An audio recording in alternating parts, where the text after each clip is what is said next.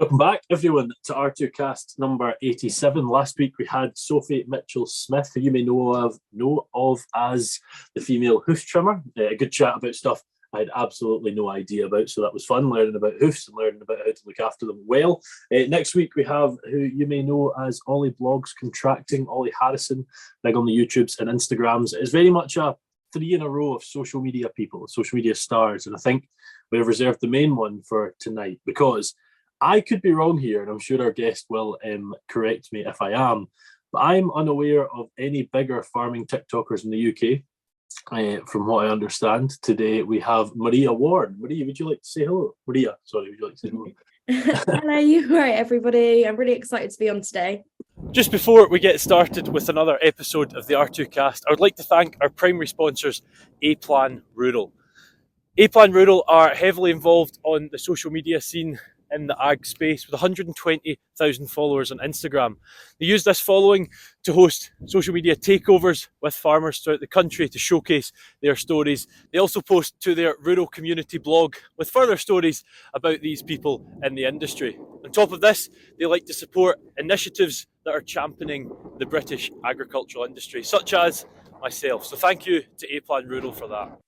Well, I'm glad you say that, because as I said to you off camera, massive fan, sort of fanboy over here, I must say.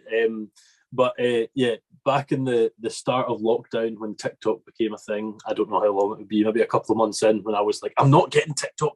I don't need TikTok. I'm better than this. I'm above it. I don't need to get it. And then I did sort of give in maybe June or July time. You were certainly one of the first few accounts that I started popping up and quite enjoying the content. So we will get into that at some point. But could you give us a bit of background there, Maria, just sort of on, are you from farming? Were you born into a family from the farm? Yeah, so I'm a fifth generation beef, sheep and arable farmer from here in the heart of Cornwall. My family has been farming this land for absolutely years now. So it's sort of in my blood. I haven't really got any other blood in me other than farmer, if I'm honest. It's quite funny that, like some folk would bring on and they're like, oh, I'm quite new to farming, I've had this and had this. You do get the odd person. I was quite certain you were going to one of these people. It is just farming is everything. Was it always what you wanted to do? Yeah, definitely, ever since a young age. But no, I feel like I should re-answer that. That was perfect. So you're sort of been brought up in the farm, a thing that I went through as well, and a thing that probably a lot of folk wish they had. Was like going to school and that, sort of opening up your eyes to other friends and what sort of businesses their families were in. There was nothing else that was interesting for you at all? Nah, just not at all. So I do also do veterinary nursing on the side, just to bring in that extra role of money, because as we all know, farming doesn't pay as great as what it should really be doing, which is really heartbreaking, especially after we got promised so much after Brexit and then so little was given back to us. So yeah, it's really heartbreaking just not to see that profit in it. So having another income really helps. So no, I do veterinary nursing as well. And I was inspired to do that when I was at a calving on the farm. Must have been about 3.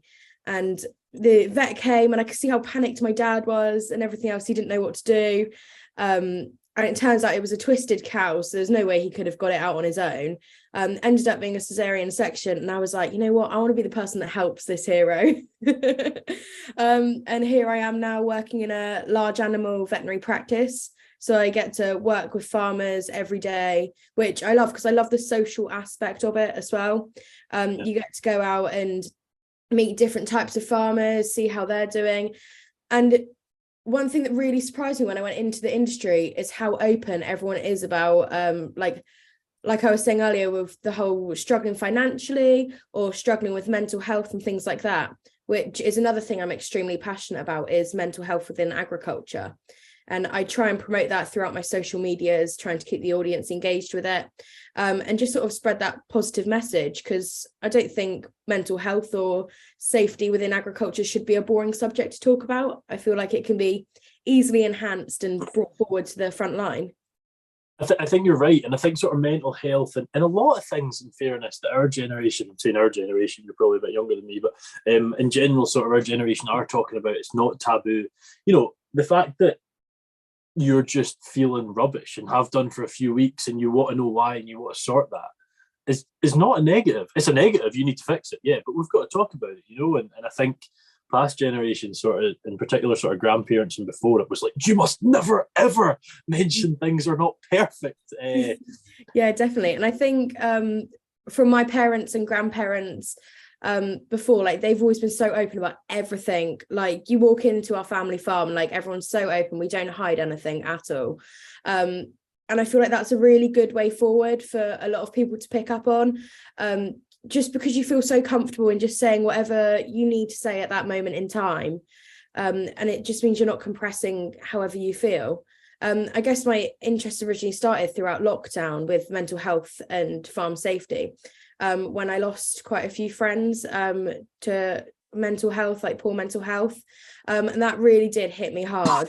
But instead of, I guess, I channeled my sort of emotions towards the whole situation into, well, they would want me to do something about this rather than sort of wallow in how I feel and go into a shell, because that was incredibly tempting. So no, I just sort of contacted Yellow Wellies, asked how I can sort of help. And I mean, they're a professional group who were a great place for me to start. They helped me through that moment in time as well, and they sort of gave me advice on how I can help others, how I can make myself feel better. And from then on, I've just sort of channeled all that grief and energy into sort of promoting it to others and trying to make agriculture a more open place with all of it. Yeah, and I think that's brilliant. I see a lot of this that you're doing there, and I actually for those of you listening, I sort of was about 10 minutes late to this. I meant to bring my keys. My keys are just outside, and I've got my Yellow Wellies with me. They're always there. Had them for about 6 years now, and I met Stephanie a couple of times, and she's came up to sort of teach at our university to do the sort of days they do. And if you are listening and you're wondering what we're talking about, I will go into it in a minute. But if you check out, I think it's R2Kast 13. If it's not, it's definitely Berkeley is the one to look up. She sort of had a chat about the Yellow Wellies Foundation and what's involved. But could you tell us your sort of your experience with them, Maria? With Yellow Wellies? Yellow Wellies, yeah. Yeah, so I originally reached out to him, like I was saying, during lockdown. And obviously it was a very lonely time for everybody. Like we had never been put in the position where all of these sort of social butterflies were told to go in their houses and stay there. Like all you've got is social media, and that's all you can have for the next, I don't know, however many months it was. So having Yellow Wellies sort of as a mutual basis, that you weren't aware who they were, who you were talking to, which I thought was really nice, who could just sort of be there for you, like during that time, listen to you. And just, I don't know, I just messaged them through Instagram, and they were like straight back on messaging straight away. It was just really nice to have somebody to talk to. And also the fact that they gave me sort of enough get-go just to channel my energy into helping them, which I'm a fixer. Okay. Yeah. So I like to fix situations without getting like too involved or anything. So when it came to me being able to help others, like that was a really big sort of kick for me. Like I don't know, it just got me really going, and I was like, you know what, we can actually like make something good out of this. And especially working with a charity as great as the Farm Safety Charity. Yeah, and I mean, like if you go into your Instagram, it's one of the first things you see that you're involved in that. And you said about how difficult lockdown was, you know, forgetting what you've obviously went through personally. Like that sounds like it's been extremely difficult, and to come out the side you have already is brilliant in your sense, you know. But it was just, I think folk like, you know, maybe like yourself, I'm making an assumption here, but myself as well, you were locked down, but you did sort of have a farm to play about on, and you could sort of at least be outside, and you could get that time that people weren't allowed. You know, they were allowed an hour, and it was just we don't need to get into talking about COVID and stuff like that, and no one knew how to deal with it because it was a new thing. But I, since about day 2, have been against the whole lockdown idea, just from a mental health perspective. But I get why they did. But yeah, it was just, I guess what I'm trying to say is I hope it doesn't become a precedent that if we have another outbreak of something that we can do that again, because it was Yeah, it was killing people from a mental health perspective. And I think you're completely right. Like having like acres of land to sort of roam around in, and having a reason sort of to get up in the morning, so like to feed the stock, make sure everything's all right, and sort of having that set routine really helped me, and I'm sure it helped many other farmers. And I do really feel for the people that didn't get that opportunity or don't have that opportunity, not just in daily life but especially during that period, because it helped you like mentally, like it stimulated you, so it was great. Yeah, and I almost feel guilty saying this, but in some ways that sort of 2 months was one of the best times I've had, because I got to go back. I was on furlough. I was able to sort of just work at home and actually get paid for working at home, and sort of go through that time, and it was lovely weather and whatnot. And that's actually sort of why I started creating content then, was I was like, people are stuck inside, let them see lambs, whatever. But yeah, it was a nasty time, and hopefully one we never have to see again. But people like yourself that are sort of pushing the narrative of making mental health normal and not scary to talk about is the direction we need to go in. It's one of those clouds that has a silver lining. Yes, that's a really good way of putting it. Yeah, that's a great way of putting it, actually. Yeah, that's a really nice way of putting it. You've mentioned the farm there, though, Maria. You told us sort of what's on it. What sort of size of farm is it? What's involved? Oh, sorry. So we've got about 350 acres, which down in our sort of area, Cornwall, is quite like sort of like the average size of farm. We grow winter wheat and barley. We're very self-sufficient, so that all goes onto our stock. We do sell it to some of the neighbouring farms as well. I mean, you've got to look after your neighbours at the end of the day. They're the ones that are going to help you out when you need it as well. Which I love about the farming community. Like the close-knit network is absolutely brilliant, and everyone's sort of backing everyone whenever they can. We've got about just under 400 breeding ewes, which we have started lambing now. So they're like a cross between, we've got a few Texels, Suffolks, Charolais, some North Country mules, we've bought replacements this year. So me and my sister went up to Yorkshire to buy replacements a few months ago now. So they'll go in next year, which is really exciting. Try out a new breed. And when I tell you they can jump high, they can jump like 4-foot hedges. We got them in the yard and I was like, hold up a minute, that's a sheep, not a show horse. I had to sort of remind myself. I was like, yeah, I don't know what I'm doing here. What have I done? I was standing there, I was like, this is a rookie error, isn't it? I've just bought 200 of these. But no, they've been doing really well. And the stone hedges, they've been respecting those, just not the barriers.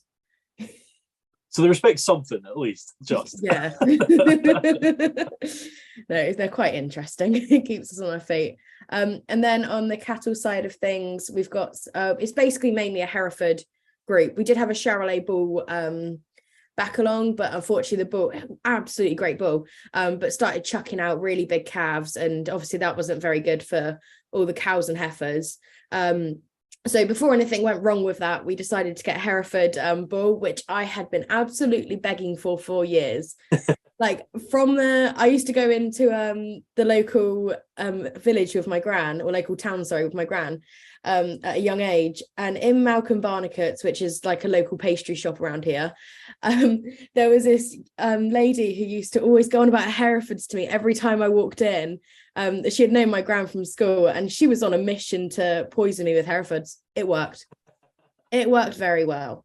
So like from the age of 8, around that sort of age, I was set on having Herefords, and this farm covered in them, and they've spread far and wide. It sounds like you're quite impressionable as a youngster. At 3 things were happening, at 8 things were happening. And you've made sure that they're coming through now. Yeah, definitely. I mean, when I'm very driven. When I've got something I want, I'm not going to let it go until I've like earned it. I could believe that. I can believe that. Am I right in saying I see you milking as well, or is that just a job on the side? So I do occasionally milk, not very often. I did milk about 6 times a week, and that would be like night milkings. Okay. So start at 11 p.m. and finish at about 3. And that was 1,000 cow unit, and it was milking 73 on a rotary. So that was really interesting. However, I was in a car accident when I was about 16, so just before I was learning to drive. I went in with a friend. It was the first time I have ever wore a seatbelt, and it was the last time I will ever not wear one. Oh geez, that was lucky. From now on, no one goes in my car. I don't go in a car unless every single person has got a seatbelt on. And it's one of those things that, although it's caused me so much pain because it gave me a back injury from it, still undergoing physio now, and it was 2018, I think. So I'm still suffering from that now. But it was one of those things that I'm grateful it happened because it taught me so much. And I don't know, I've never driven, like, since passing my test and even learning, like, I've never driven silly or anything like that. And I know it may come across as a granny driver, but it taught me that, like, I don't know, life's just really precious, can be taken away at any point. Yeah, and I think, I was probably one of the ones that was guilty of passing your test. And I don't mean like an idiot, but like driving fast and stuff. And it's fun to try this, but yeah, you grow more mature pretty quick. Like, and Yeah, maybe definitely. it takes something like what happened to you. You hope it doesn't take something like that. But the seatbelt thing was one that has just been drilled into me from day one. Like, Yeah, definitely. You are not getting in this car from mum and dad, like, if you're not wearing it. Definitely, and that's a great way sort of to teach it. But no, that's why I stopped milking, because my back pain just started getting worse and worse. So I actually stopped last year, just because it wasn't worth it. So now occasionally my sister milks on the neighbouring farm. She absolutely loves it. They love having her there, so it's working out really well for them. She's been there coming up to, I think, 2 years now. She's become like the main milker that they've got, and they've just got a really reliable relationship there.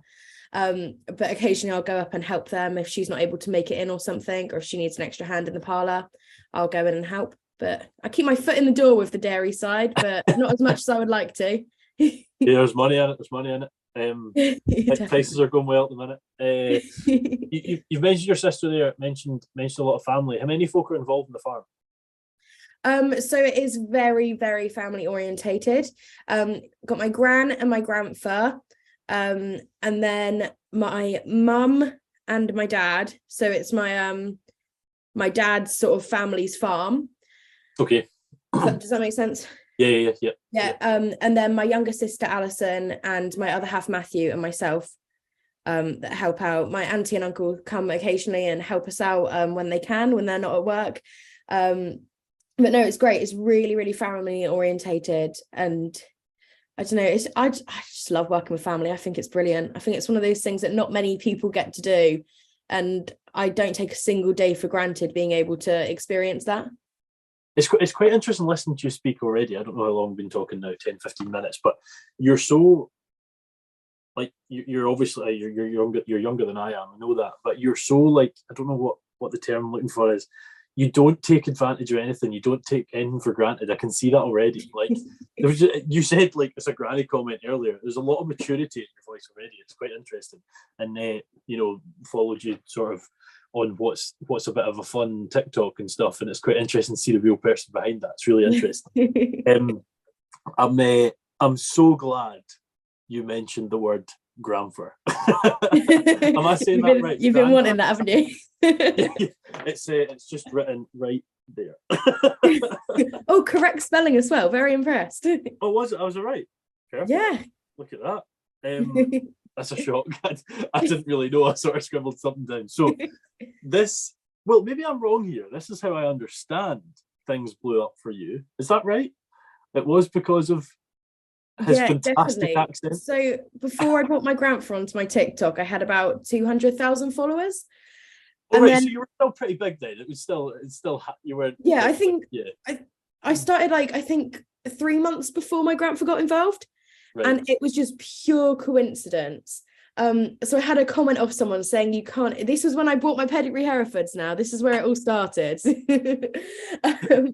So I posted a video of them and I said they were heifers, and someone said, you can't get pedigree heifers, you can only get bulls. I believe that's the way round they said it.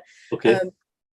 And I replied to the video, and then out of nowhere I saw my grandfather at the corner of my eye and I was like, "Grandpa!" Shouted for him, and then he came over, and I mean, I've always been aware that people can't understand him. I just didn't realize how much they wouldn't be able to understand him. And he came over, I can't remember exactly what it was now, but saying, of course you can get bloody Hereford heifers. What do you think they are? He came over all Cornish and everything else. And I woke up in the morning with, I think, 800,000 followers. And I was like, how on earth has this happened? Yeah, it was mental. Like, it was literally just replying to a comment, like being sassy with it. And then it just sort of went from there, and everyone loved him ever since. It's funny. I plan on getting onto social media. I've got a few more questions before we go on social media first, but it's funny how, especially these TikTok, YouTube shorts, reels can just blow up an account. Like, yeah, definitely. that. And I think that's why it's such a great place. Like, you never know what you're going to see or who you're going to get. Like, Instagram, I guess, is more people that sort of like post all the time and people that are sort of already in the public eye. Whereas you've got places like, I don't know, like the social media platform of TikTok, like literally anyone can blow up, and you've got such a variety of people. And I think that's why it's such a great place. You never know what you're about to see or what you're about to learn about.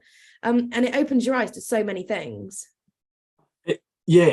And you know, you mentioned community earlier. Like, this is not a thing for TikTok, almost not in the slightest, I think. But like the Instagram, Sophie and I spoke at this last week, the Instagram community and the farming sort of side of things is amazing. It definitely, like, yeah. Like, there's so many folk that are just like, they've either got massive followings or they've got tiny followings, or they're just telling a cool story. And everyone just supports each other. I love it. I would just like to quickly interrupt the show for a minute to give you some extra information on our primary sponsors, A-Plan Rural. A-Plan offer bespoke cover for farms and estates the UK over, and will give you tailored insurance for anything on the farm, from your old workhorse tractor that's been around 20 years or a fancy new and exciting diversification. It's so fun. It's absolutely great. It is a really, really supportive community. And it's an absolute honour sort of to be a part of that. And it's great how both accounts, small and big, connect in such a way that it supports everybody. And I don't know, it's just a great community to be in. It is. And I've got some, I was saying this again, like I said to Sophie last week, I've got some notable friends. Some of them I've never met yet. But, you know, I know I can go to them for so many things. And this is all just off of this sort of thing. Yeah, definitely. And I think it's amazing how, like, you've got on, say, the Instagram community, for example, like you've got first generation farmers, sixth generation farmers, people that are literally just interested in learning a bit more. And the whole agricultural community on social media is so, like, aware of, I don't know, not aware, but so ready to teach everyone and welcome everyone with open arms. And I think that's absolutely brilliant. Yeah, and you know, you bring up a good point there, and maybe this isn't something that's the case in Cornwall. I've been to Cornwall twice, by the way. Absolutely love the place.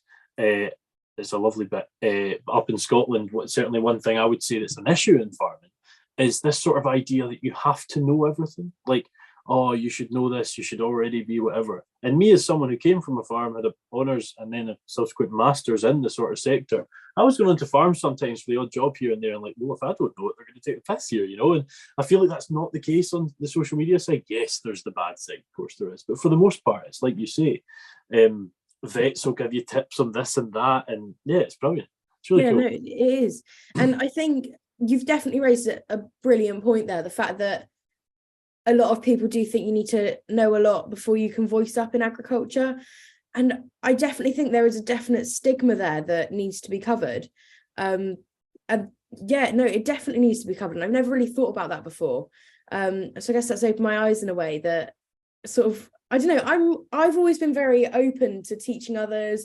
Like, a lot of my friends, they've not come from farming backgrounds. So I've always sort of been around people that, oh, why are you having to pull the lamb out? Or why are you holding the lamb by two legs rather than the whole thing? And for those listening that don't know, it's so we don't get the scent on us and it doesn't harm the lamb in any way, so the mother won't reject it.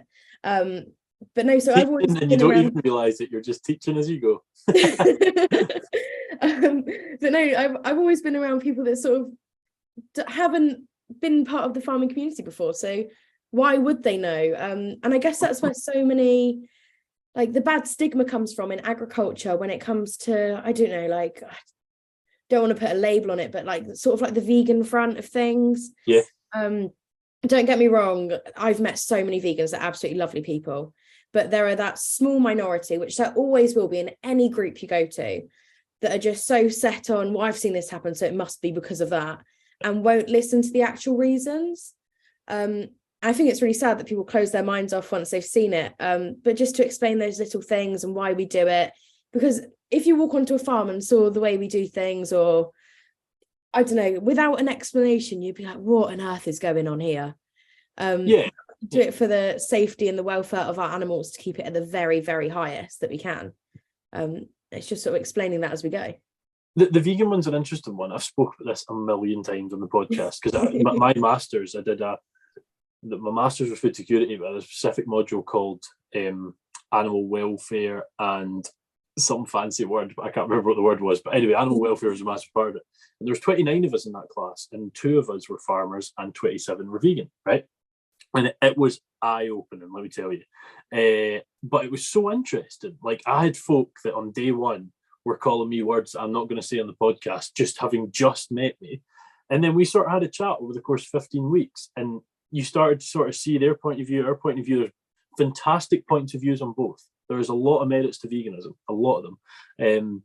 But like you say, it's that sort of activist side that drags them down. And I think it's important to mention that on the farming side, we have those people as well. Yeah, definitely. You know, we have the negative ones that, just throw some mint sauce in the lamb. That's such a common one. Like, it's just so unfunny. And I can definitely see both sides and where they're coming from, because they're such strong beliefs and they both carry so much passion. It's about animals. Who doesn't love animals? So I guess they've got so much passion behind them, and it's just sort of that taking a step back, breathing for a moment, and actually realizing we could have a really good discussion here and really like meet grounds and get to know one another's thoughts and why we're thinking it, and sort of educate one another on both sides. And I think it's just stepping back and taking that minute to realize that this could be a great communication that we're about to have. Yeah, exactly. And both will almost definitely learn something. Yeah, definitely. There's so much on either side. No, absolutely. And I think, I've said it a few times, don't know if this is one you've heard, but I sort of like the idea of why fight fire with fire when you can use water. Just have a chat. Yeah, like, you need to shout at each other. If someone's shouting at you and you don't shout back, if they're still shouting 3 sort of sentences later, they just look like an idiot. Like, it doesn't happen. It just absolutely does not happen. I'd actually plan to get into sort of social media side on the end, but we're sort of jumping in. What sort of following do you have nowadays? About 880, 900,000, something like that? I don't know what you're at. Let me have a quick check. I'm not the best with numbers, if I'm honest. Don't worry, no, you're fine. I've had to get a necklace with my herd number on, so when I go to market, I don't have to go. Give me a moment. Let me think. It works really well though. If anyone's struggling with herd numbers, get yourself a little piece of jewelry with it on. Yeah, it's a clever one. That, in fairness, that's a good one. I like that. So I've got just over 930,000. That's mad, isn't it? When you think about what that number, like, you could just say, 930,000 grand, but then you actually look at. If 5 people came in a room and came to the farm and started watching me do things, I would start blushing. Yeah, exactly. So I couldn't imagine that amount of people coming in, sort of watching anything. Well, it's a 70th of our country. It's ridiculous, isn't it? Honestly, it's ridiculous. Yeah, absolutely. And it's funny you say that. Like, I mean, my job as a lecturer, I'm not often in front of 930,000 people, normally like sort of 25. But that sort of 25 and up, I do guest speakings and stuff, like 100 and so on and so forth. That's fine. But when you say like 5, worst thing ever. Yeah, definitely. I agree. Because they ask the most questions, I tell you. I've spoken like. As well. Then they're real people. They're not just a number at that point. I've done a lot of public speaking events through young farmers, which is an absolutely great foundation if anyone wants to get involved with it. Absolutely brilliant. And I mean, through that, it's opened so many opportunities. It's boosted my confidence so much. Like, I genuinely don't think I would be here today speaking as confidently as what I am without that federation. I mean, I went and spoke as a guest speaker at my graduation in front of like 400 people. Yeah. And I got back down and I was like, oh, that was all right, actually.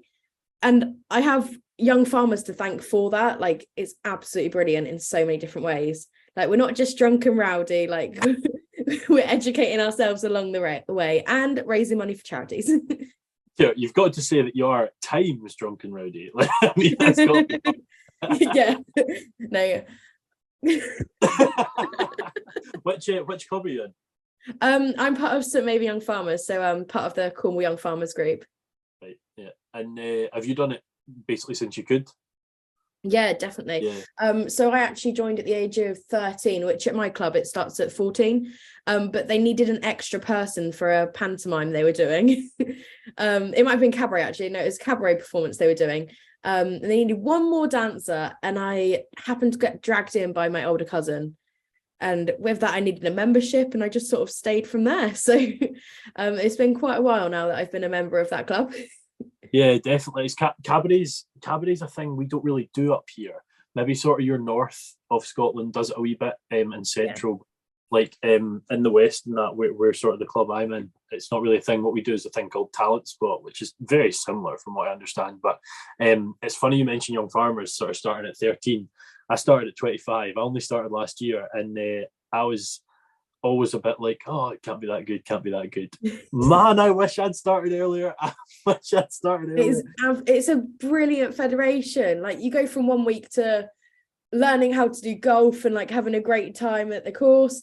And then next week you can sort of go to, I don't know, like a chicken farm and learn about how they do it. And then go on to bowling the next week. And then, I don't know, literally anything. Like, there is no limitations. I did the program secretary, so I arranged what we did each week with the meetings. So it was during lockdown. It was really difficult actually, because companies were like going down COVID, so they couldn't like come onto the Zoom call or anything. But I started the first one off with Donkey from Grassmen. Brilliant. Do not ask me how I managed to get him involved. I have no idea. I think someone was waving their magic wand and helping me out then. Did you have your following at that point? Yeah, I had it was just where I started getting GRANFER involved. Right. So still pretty big, still pretty notable. But he was absolutely brilliant. And like you were saying earlier, when you start talking to the actual person, you learn so much more about them. And I don't know, he was like peeling back like all his layers of his life and everything. And it was brilliant to hear about. And the fact that how he started and everything else, and the amount of hiccups he has as he got his business going, it was really inspiring to hear. But no, and then like we done like gin making, and then a livestock haulage company came on, gave us a talk on that. So there was so much variation in what we did, and there still is now, even without lockdown. So it's brilliant. Yeah, lockdown was a funny time for it. I wasn't in it at that time, but a lot of young farmers clubs must have struggled. But like yourselves, and certainly the one I'm in, they still managed to have events on every week, like and keeping it going and keeping it sort of, yes, maybe you get a wee bit bored of a Zoom quiz. I know I certainly did. But sort of keeping those things going was brilliant. Donkey was a massive pull. That's a fantastic one. Yeah, definitely. Yeah, absolutely. But like even in the last 2 weeks, I'll have had a couple of dance practices for this.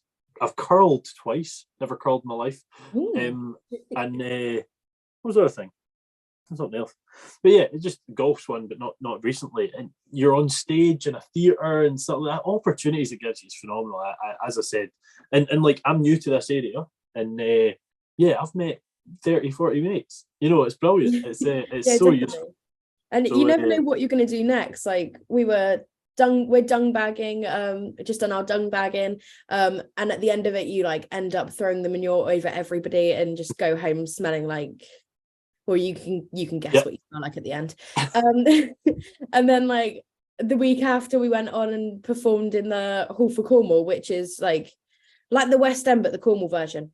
Okay, yeah. Is that the East End, is it? No, that's the West. I've got the wrong side of that. Oh, so close. Terribly embarrassed myself there. That's so bad. Oh no. It's all right. The compass was broken. It certainly was. Good God, that was not a good one. Quite a lot of folk get in touch with me and they ask sort of questions about social media and stuff. And I have, not big a following. I think about 8,500 over everything. So it's not big in the slightest. You're sitting there with pretty much 1 million. And the question I get from a lot of people is, has it given you, no, I don't want to say like a better life, but has it offered you a lot of opportunities that you definitely wouldn't have had before? You've talked about opportunities you've had through Young Farmers and that sort of thing, but has social media made made life and your sort of selling of yourself, I guess, as a sort of entity easier? I guess it depends which way you look at it. Social media side of things, working with different companies, brands, charities, it's opened up so many doors. And the thing I'm most grateful for is the fact that I've got a platform that I can share positive messages on and help people out. So yeah, it has opened so many doors that it wouldn't have opened before. But yeah, no, it has really helped in different opportunities. But even with a like smaller following, like you'd still be able to help out, spread the message and everything else. I guess it depends the time and effort you put in it. I know when I don't post for a little while, like I can lose followers and things like that, which used to really bother me. But now, honestly, like if I'm not posting for like a week or so, just because I need some time away from it, need to focus on real life, life's just got busy sort of thing. It doesn't bother me anymore if I come back and there's sort of less there. Because why would there be? I haven't been posting for a while, so why would they be interested in following? But no, it's been a great way to connect with people, which I wouldn't have connected with before because of the amount of people I've got on there, I guess. So yeah, no, I'm really grateful for the opportunities it's opened up and the ones that hopefully it will open up in the future. I mean, we see the Fairfax in favour. We see. But it's interesting you say that about the sort of you were focusing on losing not views but followers. Would you say that was impacting you like to like a level you're like, right, this is actually impacting me, or was it just why am I losing followers? I guess it got to me to begin with when it first started happening. But sort of like, I don't know, I just sort of got used to it after a while and it doesn't bother me at all now. It's just one of those things about growing, isn't it? Like you're always going to have setbacks, and in the social media platform that is going to be the setback. But no, my aim was never to have followers. Don't get me wrong, you need followers to spread a message, but my aim was never to have as many followers as what I've got now. My aim has always been to sort of raise awareness for farming, get women in agriculture involved, as well as younger males as well, and any age person, but get people involved with farming, sort of make it a more transparent industry, and also again bringing up the mental health and farm safety, just to bring that to the forefront. So yeah, the following on top of that is just an absolute blessing and a cherry on top. Yeah, that's a good way of putting it. And I've got one more question about you building the TikTok. But if you are listening, you're enjoying the story with Maria at the minute. As I said, I think she's. Do you know if there's any bigger UK farming TikToks? Do you know of any bigger ones? I'm not too aware. No, I don't. I'm not too sure. Sorry. I'm quite a social media analyst. Like I love this stuff, and I'm writing a PhD proposal in it and stuff. Like I'm really into it, and I don't know of anyone. So, but if you are enjoying it and you're thinking, oh, I wonder who else I can watch on TikTok, I think, let's see if I can do the numbers here. Ginger Louise, who's about 175,000, had on R2Kast number 28 or 27. And then Charlotte Ashley Farms was 54, and then Katie Shanahan was 55. So if you are listening, check those three out, and obviously this one as well, obviously, because I think they're four of the real big standouts sort of in the all women in agriculture as well. I don't follow many guys on TikTok on the farming side in the UK, actually, now I sort of say that out loud. But yeah, you said when I got GRANFER involved, I was at 200,000. I thought you were going to say 200. You said 200,000. You said you're at 1/5 of a million, just like that. Did you said you weren't intending to get followers, I get that, but what did something take you up to 200,000, or did it just slowly rise? Because you said it was like 3 or 4 months, didn't you?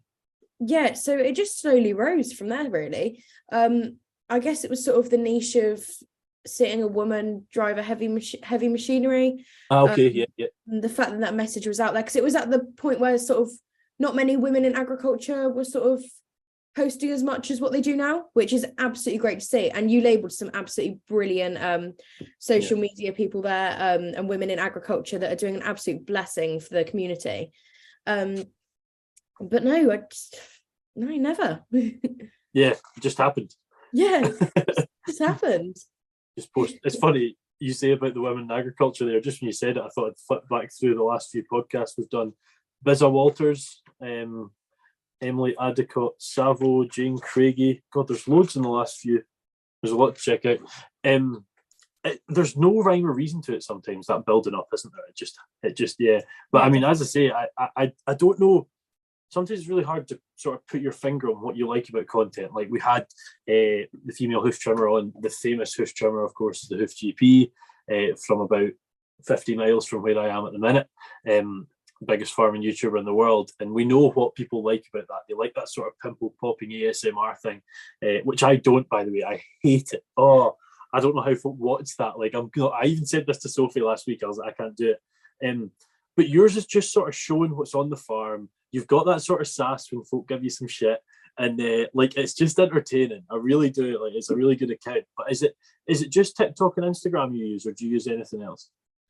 No, it's literally just TikTok and Instagram. They're sort of my two main go-tos. And like you said right at the start of the podcast, you were never really like sort of had the aim to download TikTok. I was literally like forced by a friend to download it. They were like, you need to, and like every 5 minutes be messaging me like sending them over, and I was like, just gonna have to download it at this point. And then I think my sister was like, why don't you just upload one? And I was like, all right, okay, I'll bite the bullet. And there was me thinking that it was just gonna be a giggle amongst friends, but it hit off really well. But yeah, here we are now.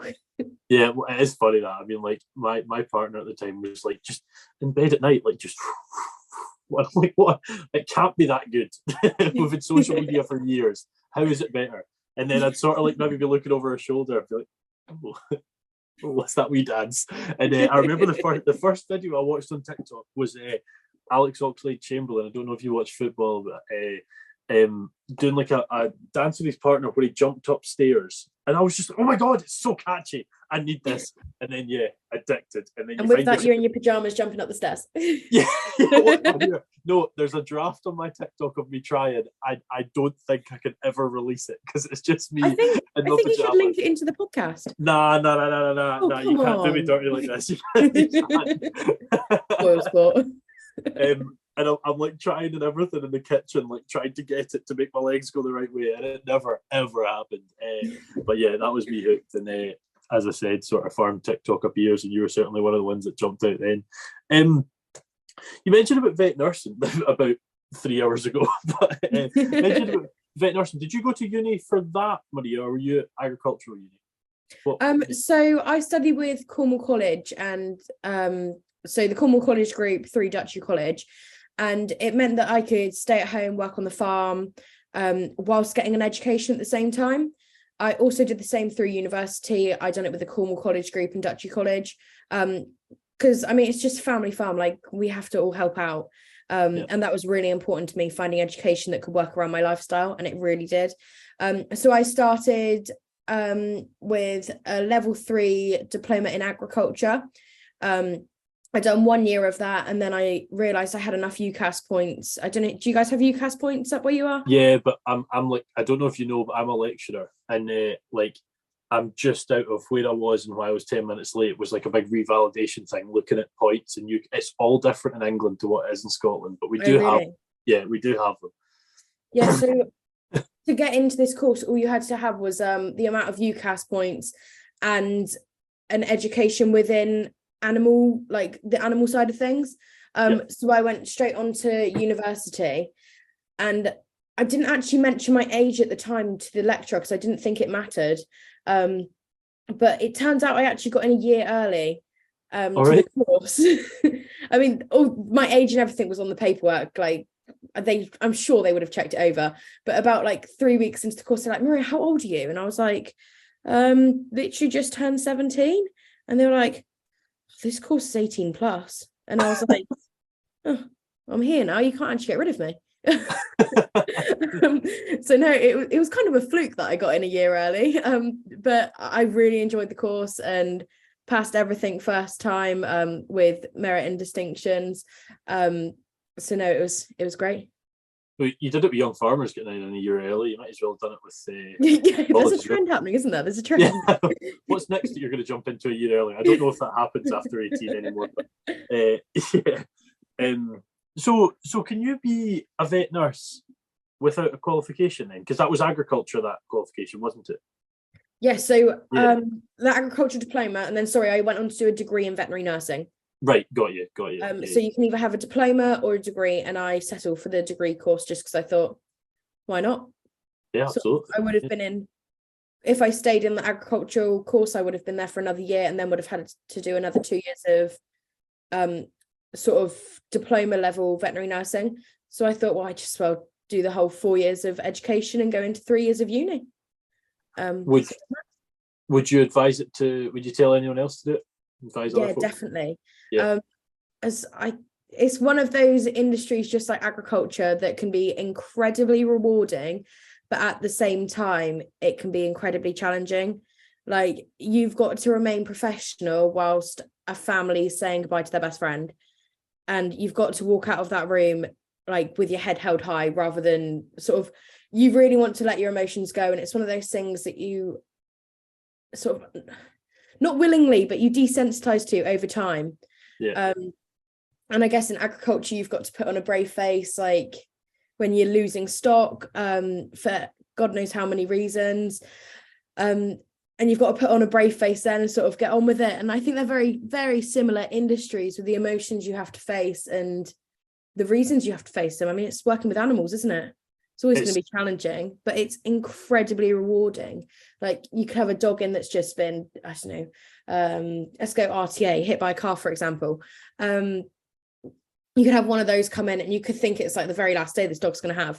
And then a week later, you're watching it like bound towards its family and go home and live however many years of a happy life. It's so rewarding. That's a really good way to put that.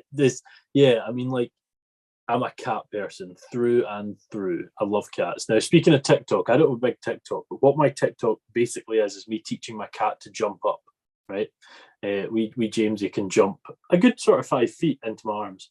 And this is basically all I do. But that moment where you're like, right, I know it's time that they need to go.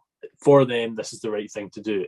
It's the fucking hardest thing on this planet. It is so hard. Now, that's a dog, a cat, a guinea pig, whatever your best friend, as you said, is.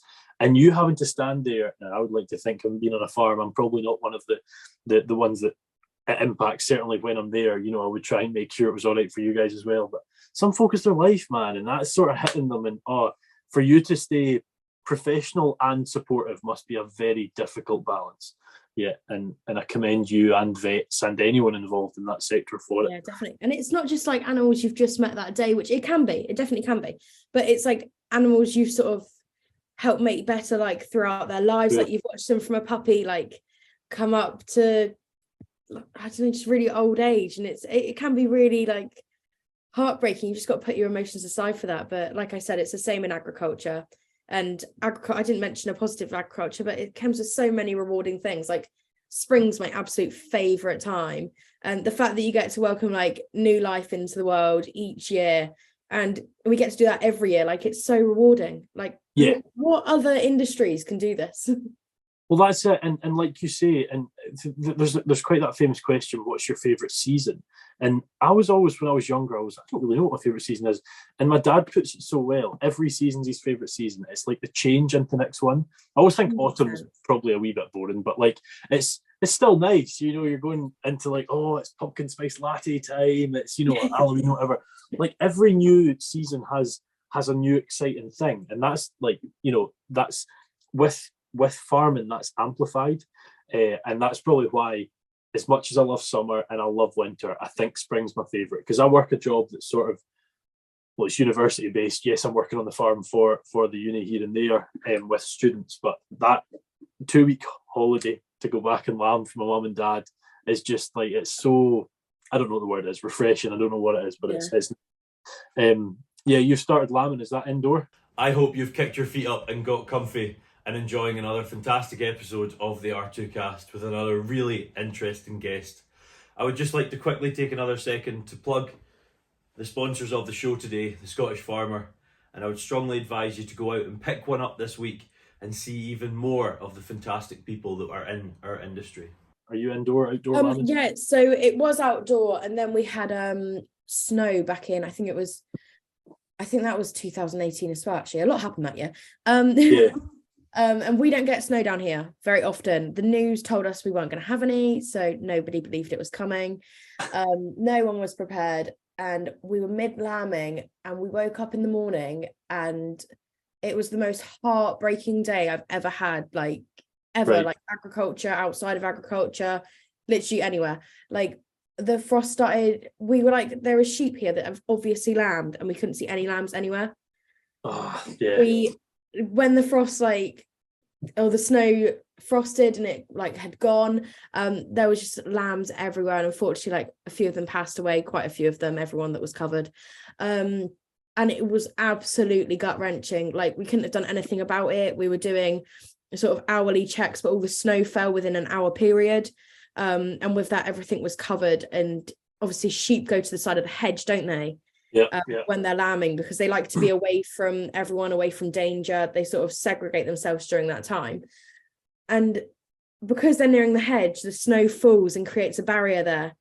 And I don't know, I just cannot imagine going through that day again. So from then on we sort of decided that indoor lambing was the way forward, and let me tell you, it has been the best decision ever. We haven't had snow since.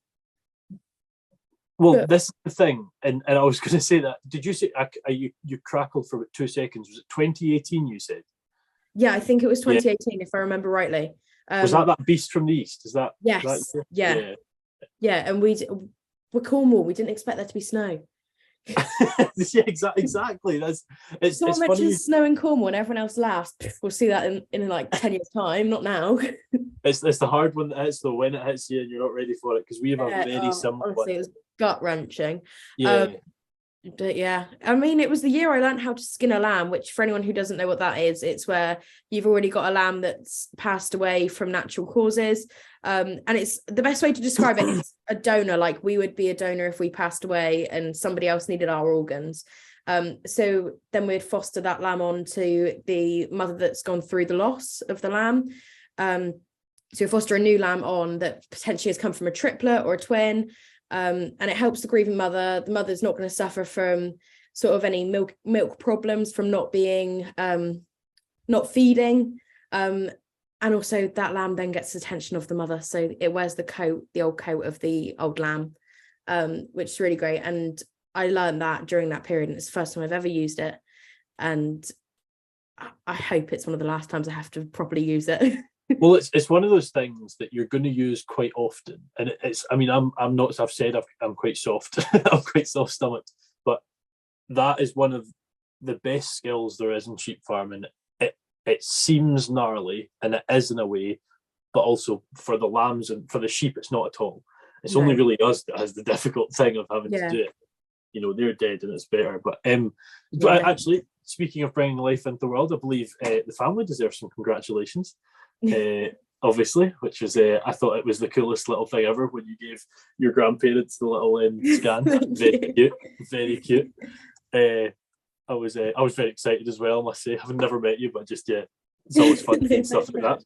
I tell you what, it's been very tough though at this point. From the whole way through, it's been fine, been all good. I've been managing to keep up how I would and everything else.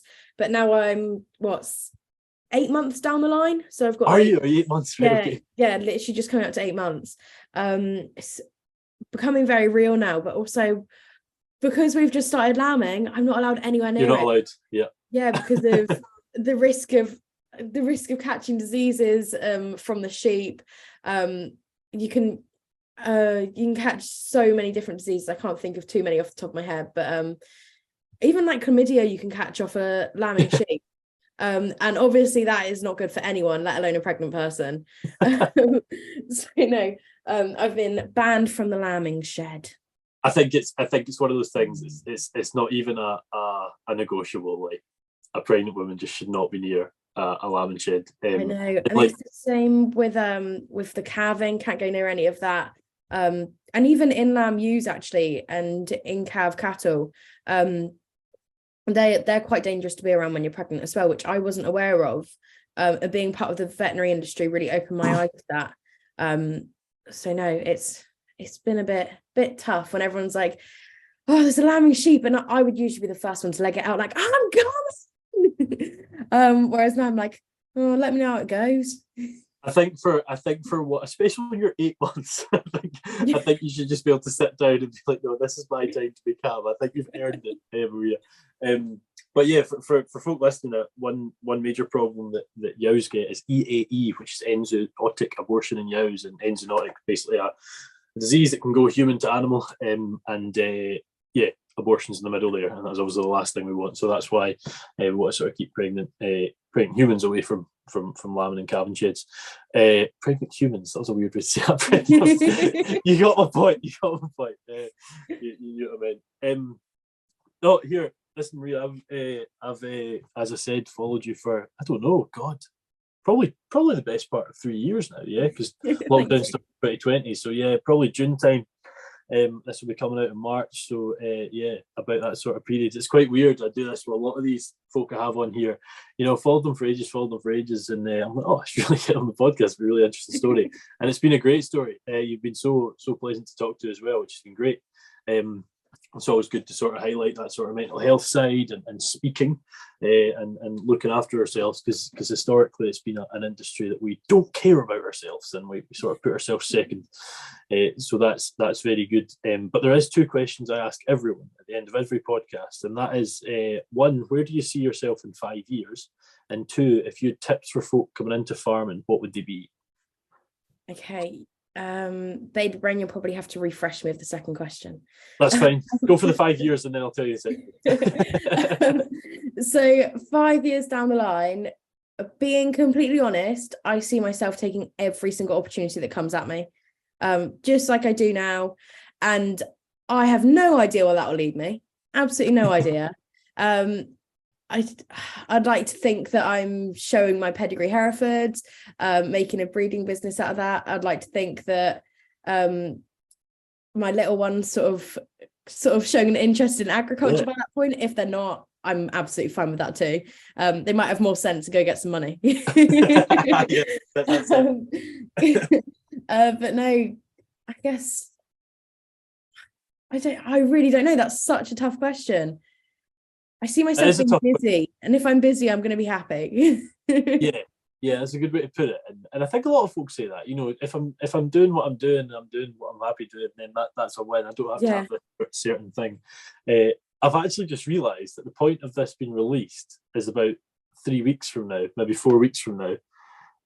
So 5 years from now, you might have a 5-year-old to the day.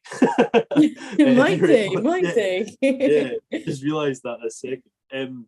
The other question is sort of, if you had tips for folk coming into farming, what would they be? For anyone coming into agriculture, I would say absolutely go and get it. Any opportunity, like I was saying, take it straight away. That would be my best advice for anyone, and probably one of the only life sort of advice I've ever taken and really listened to is take every single opportunity, even if you think it's not going to benefit you in any way at all. It will open a door without you even knowing about it. It doesn't matter what role you go into when you start agriculture, whether that literally just be going in and watching a farmer for a few days at a time a week, or literally just showing an interest through social media, or starting off in the lambing industry or the calving industry, milking. They're really good places to start, all going in full bore straight away. I mean, none of these are bad places to start. They're all great, and they'll all give you such a leg up into the industry. I would just, take every single opportunity you can, and don't let negativity get you down. Agriculture can be one of those industries where you're going to have 5 bad days and 2 good, and then the next week every day is going to be good. And you have to take them all sort of with a pinch of salt, because no day is the same. Absolutely no day. Got to expect the unexpected all the time. It's one of those industries where you go in and you're not just a farmer, you're a mechanic, you're a midwife, you're doing everything. Like, you're part of a great community that do so much. And I think it's the only industry where you're sort of part of every industry, if that makes sense. Yes, yeah, very good. So keeping an open mind to all the different jobs. It might be a job you don't want to do, but go forward and sort of do it to your best ability, because you never know what's going to come out of it. But yeah, just take everything you can. Yeah, that was excellent tips. I mean, like it's that sort of opportunity one. I don't know if you know of Amy Wilkinson. Don't know if she's someone you've came across. Had Amy on the podcast, and her sort of tip was kind of similar to yours. I say this to quite a lot of people. I think it's a brilliant saying. She's like, I was really shy, I was really nervous, and sometimes like an opportunity would come away, and I'd be like, oh no, I better not. I don't want to embarrass myself. I don't want, for whatever reason, yeah. And as I'm sure we've all done at some point. And she was like, I got this stage, I was like, just this 20 seconds of blind, stupid confidence, say yes and deal with it later. And I was like, that's brilliant. I love it. Yeah, so definitely. Like you say, take every opportunity that comes your way. And sometimes you might make a tit yourself, but who cares? The next one's going to be worthwhile. Yeah, exactly. And I think it's one of these industries, like we were saying earlier, you have to go in knowing everything, and everyone thinks that way. It's one of those industries that people can laugh at you and sort of make a mockery when you're asking a silly question, if that makes sense, but it's not silly. Like, they've all asked it before, but they would have been at a younger age when they asked it, or been taught it without having to be asked. And it's because they've been in the industry for so long, like they would have done it all before. It's just they've forgotten the fact that one day they didn't know that. So everybody has started absolutely clueless into this industry. I mean, who hasn't? We've just got to be proud enough sort of to say, hey, I used to know nothing. Now look at us. Yeah, definitely. And I think, I've garnered quite a reputation. I mean, I'm a lecturer, so people expect me to know some things, which I'd like to think I do. But I will throw out a good 3 or 4 questions a day, and folk are like, how did you not know that? And I'm like, I don't know, I just didn't, but now I do it. Throw it out there. There's so many things. Every day is school day. Every day. No matter how long someone's been in agriculture, they are learning something new, I guarantee, every day. Yeah, I would say so. Yeah, absolutely. I mean, I even learn stuff like I learned so much from my students, like, because I don't have the same system as them. I have, everything. So yeah, absolutely. No, listen, as I said, Maria, it's been an absolute pleasure.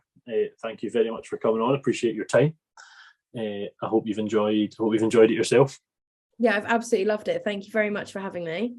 Good. I'm glad. And I will say this: this podcast will be out way later than this because we're talking about tomorrow. But Maria is going to be on the radio tomorrow, so that's very exciting.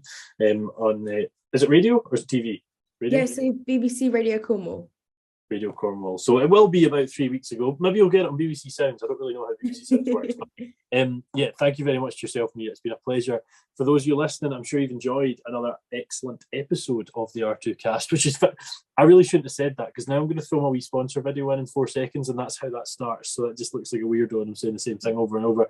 If you want to follow Maria, if you somehow follow me and don't follow her, it seems unlikely.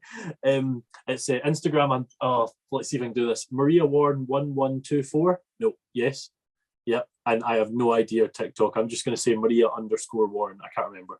Is it? Yeah, you got a thumbs up. Oh yes, got both right. So if you somehow don't follow Maria and want to check that out, you might get like an extra 1.5 followers, Maria, because I'm obviously nowhere near as big as yourself. Thank you for coming on, and we shall see you next week for Ollie Harrison of Ollie Contracting. Ollie Blogs Contracting. I've absolutely butchered this outro. We'll see you next week. I hope you've enjoyed another excellent episode of the R2Kast. I just want to take this moment to quickly thank our primary sponsors once more, A-Plan Rural. If you follow A-Plan on social media, you'll see the work they're doing to really promote British farming and back our industry. It's been a pleasure working alongside A-Plan Rural so far, and long may it continue. The values of A-Plan Rural runs perfectly in line with the whole mantra of rural to kitchen, and I'm glad to have them on board. Check them out on Instagram at A-Plan Rural and on Facebook at A-Plan Rural Insurance. See you for the next podcast.